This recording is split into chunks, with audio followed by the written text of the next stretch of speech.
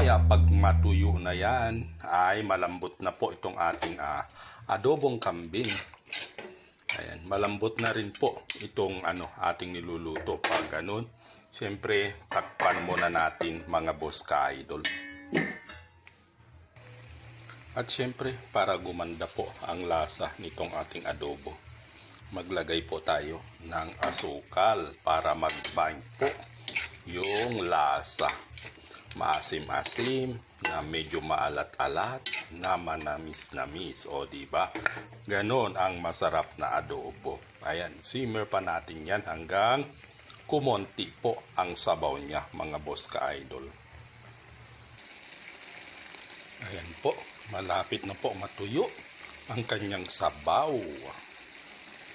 Ayan, simmer pa natin hanggang magmanti-mantika po yan, mga boss ka-idol. Ayan po, luto na ang ating adobong kambing. Ayan o, sarap niya, nagmamantika. O diba, gusto nyo yan, mga boss ka-idol? Ang ating masarap na adobong kambing. Ayan. Yan dito na lang po. Maraming salamat sa pagpanood.